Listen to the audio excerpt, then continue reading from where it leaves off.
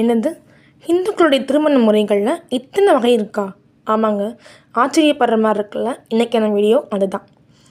இன்றைக்கி நிறைய திருமணங்கள் சமூக வலைதளங்களில் ரொம்ப கான்ட்ரவர்சியாக இருக்குது. பட் நம்ம ஹிந்து முறையில் இந்தியாவில் அவ்வளோ திருமணங்கள் டிஃப்ரெண்ட் டைப்ஸில் இருக்குது. என்னென்ன முறைகள் பார்க்கலாமா? இதாங்க 8 ஹிந்து திருமண முறைகள். ஃபர்ஸ்ட் ஒன் பிரம்மா, அடுத்தது தெய்வா, அர்ஷா, பிரஜாபத்யா, அசுரா, கந்தர்வா, ராட்சசா, பிசாசா. இதில் பிரம்மா அப்படிங்கிறது என்னென்னா, தகுதியுள்ள கல்வி அறிவு இருக்கிற படித்த மணமகனுக்கு தன்னுடைய மகளை திருமணம் முடித்து கொடுக்கறது.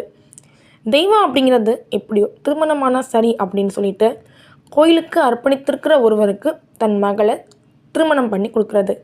அர்ஷா அப்படிங்கிறது மணமகன் மணமகளுடைய குடும்பத்துக்கு பரிசுகளையும் பொருட்களையும் கொடுத்து அந்த பெண்ணை மனம் முடிச்சு கூட்டிகிட்டு போகிறது.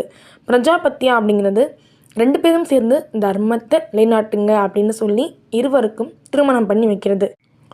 குடும்ப உறவுகள் எந்த ஒரு சூழ்நிலையிலையும் இன்வால்வ் ஆகாமல் இருவர், அதாவது ஒரு ஆணும் பெண்ணும் சேர்ந்து திருமணம் பண்ணிக்கிறது தான் கந்தர்வ திருமண முறை. அசுரா அப்படிங்கிறது என்னென்னா, ஒரு ஆண் அளவுக்கு அதிகமான பரிசுகளையும் பொருட்களையும் நகைகளையும் பணத்தையும் மணமகளுக்கு கொடுத்து அந்த பெண்ணுடைய விருப்பமே இல்லாமல் திருமணம் பண்ணுறது தான் அசுரமுறை திருமணம். ராட்சசா அப்படின்னா அந்த பெண்ணை பலவந்தமாக திருமணம் பண்ணுறது தான் ராட்சச முறை திருமணம். பைசாஷா அப்படின்னா அந்த பெண்ணை மயக்க நிலையில் வச்சு அந்த பெண்ணுடைய சம்மதம் விருப்பம் எதுவுமே இல்லாமல் திருமணம் பண்ணுறது தான் பைசாஷ முறை திருமணம், இறுதியான திருமணம். இது இல்லாமல் நிறைய திருமண முறைகள் நம்ம இந்தியாவில் இப்போவும் வழக்கத்தில் இருக்குது அப்படிங்கிறது உங்களுக்கு தெரியுமா? தெரிஞ்சால் மறக்காமல் கமெண்ட் பண்ணுங்கள். ரீசெண்டாக கல்யாணம் ஆன உங்கள் ஃப்ரெண்ட்ஸ் அண்ட் ஃபேமிலிக்கு இந்த வீடியோவை மறக்காமல் ஷேர் பண்ணுங்கள், சப்ஸ்கிரைப் பண்ணுங்கள். Tata bye. Until then, Queens Life, KSSH.